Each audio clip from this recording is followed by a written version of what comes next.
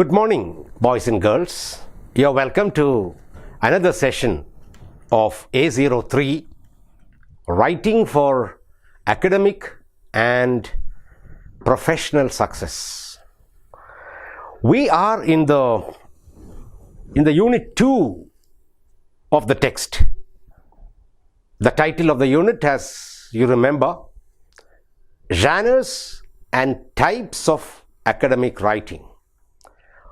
We'll continue from where we stopped in the last session. We were trying to familiarize ourselves with different genres, namely essays, writing essays, research papers and articles, proposal writing, case study writing, and today we are going to discuss review of literature. Now, first of all, let's try to understand what is review of literature. When you undertake a study, when you take up a project, an investigation, you are not the first person to make a study on that particular topic or area. There can be many other academicians before you who have done studies in the same area.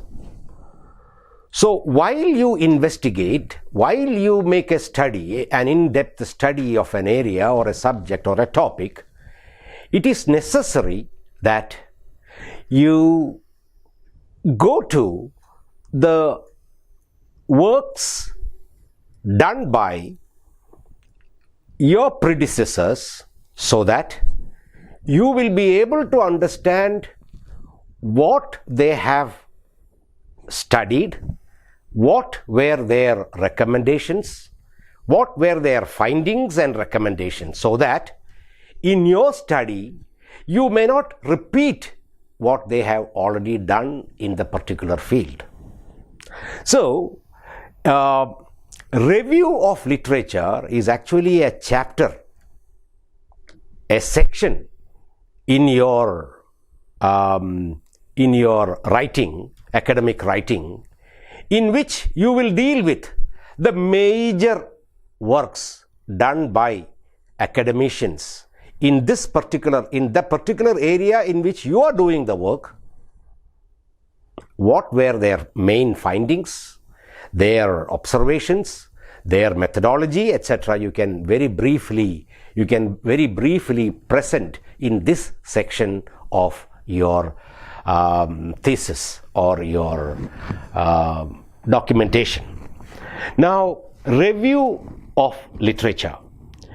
Your academic writing assignment is your entry into an ongoing conversation on your topic. That is exactly what I tried to explain to you just now.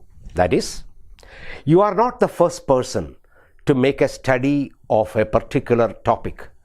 There are people, there have been people who have done studies in the same area. So you are in an ongoing process, ongoing conversation on the particular topic. Several other people would have already brought out their views on the particular area that you have taken up. Now, another objective is to establish the distinctiveness of your work. Now, your work should be unique. Your work should be different from what others have done previously. Your presentation of the idea should be something new. So, to be new, to be unique, it is necessary that you make a you make a review of the literature in the same area. That is why this is very important. Now, there can be a research gap. Somebody has done some work very long ago, and after that, unfortunately, nobody has done any particular work in that particular area. There can be a gap, research gap it is called. So, you are making the study after a gap. So, this also will help you to make up for the gap that happened in between the previous study and your study. So, literature review is, what is exactly literature review? Literature review is the summary of the relevant previous writings on the topic under discussion. This is exactly a definition for what is literature review. Literature review is the summary of the relevant previous writings on the topic under discussion. It is a survey of how do you do this? How do you go about it? You make a survey. It is a survey of books, journal articles, and other formal writings on the particular topic in which you are going to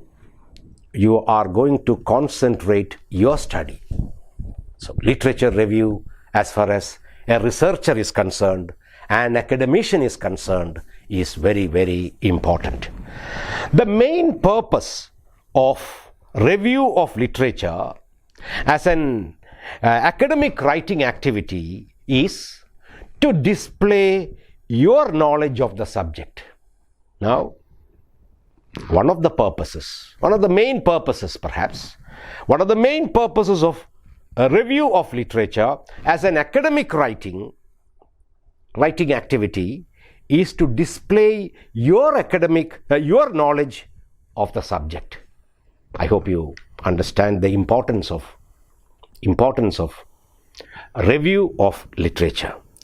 The following are the qualities of a good review of literature. There are some qualities which determine, there are some points which determine the quality of your review of literature. On page 21 of your text, we have some items given. Now, the following are some of the qualities of a good review of literature. We will go one by one. A review of literature is expected to cover the broad area of research of the topic. When you present a review of literature, it should be something which covers the broad area of the research in the topic of the topic.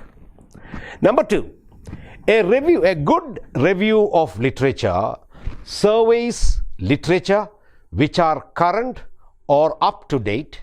Special attention is given to review the most recent writing available on the topic. See, it should be a comprehensive survey.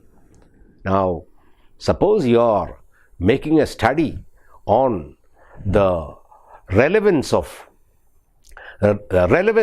newspapers in the growth of the political awareness of the youngsters, say college students, for example.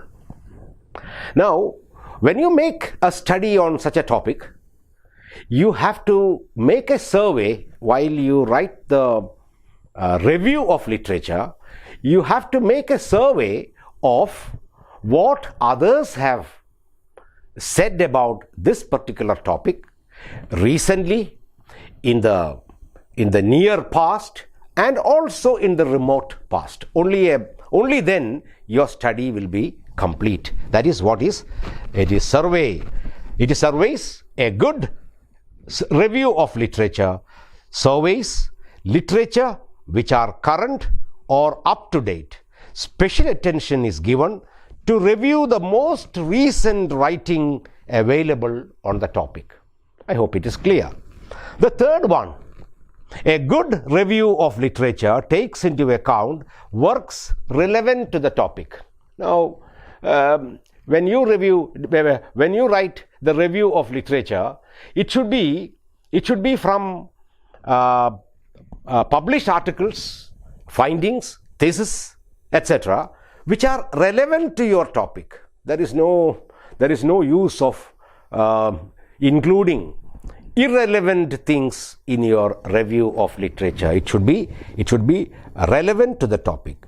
Next is, a good review of literature is in-depth and thorough. In-depth and thorough. That it does not leave out any significant work in the field. Now, if somebody has given a very good study on the particular topic a few years before you are undertaking the study, that also should come into your review of literature, because it is an outstanding contribution done by somebody in that particular area. So that should be included. Now, a good review of literature attempts to look at previous writings with a critical eye. Very, very important. See, you need not simply accept what your predecessors have found out about the topic, or their recommendations or their findings. You need not agree with them completely, but you should look at them, or you should include them with a critical eye. That is important. Now, with a critical eye, often finding out the methodological and other shortcomings of a work reviewed. When you are reviewing a work, it should be done with a critical eye, and also don't hesitate to disagree what others have already tried to establish or to bring out. The last, a good review of literature. The techniques, you have to use techniques of referencing to indicate details of work reviewed. Now, don't be vague about your review of literature. You should be very clear. I have got this information from a published work by so and so in the journal which was published in the year by the publisher. All these details should be given. That is, details of work reviewed. Now, these are the things which you have to be careful by. These are the qualities, good qualities of a good review of literature. The next idea which I would like to share with you is that of dissertation and thesis. I am sure both these words are very familiar to you, but I have to give you a few points to understand more about what is dissertation, what is a thesis. Are these two the same, one and the same, is the question that comes to our mind. Yeah, by and large, these two academic terms, this happens in writing for academic success, that is, dissertation and thesis. Yes, both these terms, both these words are the same. By and large, I told you. These two words are used interchangeably. Now, it is used interchangeably. That is, you can use dissertation instead of thesis, or you can use thesis instead of dissertation also. These two words are used interchangeably to refer to the mandatory final projects in certain academic programs. See, at the end of, say, a master's program, say a PhD program, in all subjects, in all disciplines, it is a final mandatory requirement. Mandatory means something compulsory, that in order to complete the program, it is necessary that you submit a thesis or a dissertation. Now, what is the difference? They are used in different ways in different places. Say, for example, in the United States, please pay attention, in the United States, universities and colleges, thesis is the final project of master's degree. In the universities and colleges, in the US, in the United States, thesis is the final project of master's degree. Dissertation is submitted for a doctoral degree leading to PhD, that is Doctor of Philosophy.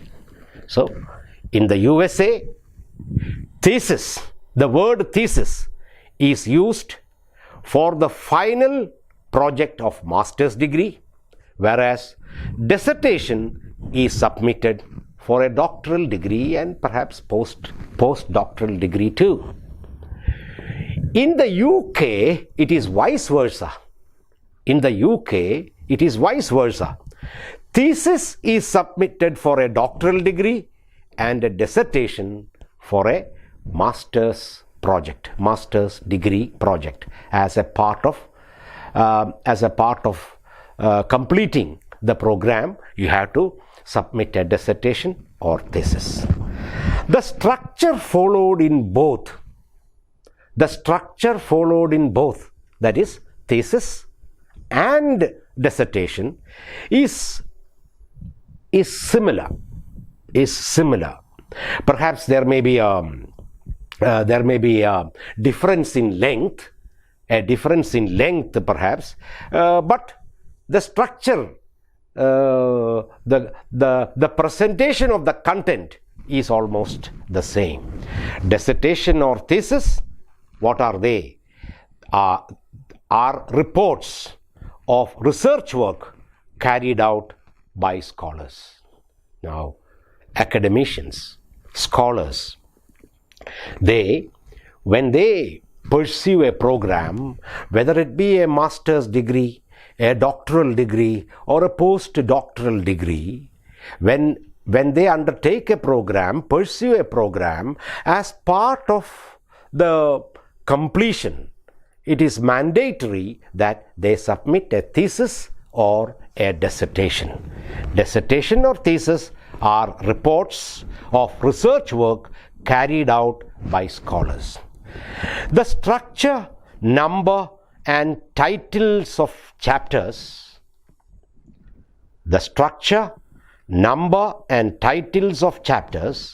methodology followed in writing thesis or dissertation vary in different academic disciplines. Now, it is not exactly the same with regard to science, pure sciences, social sciences, and humanities. The structure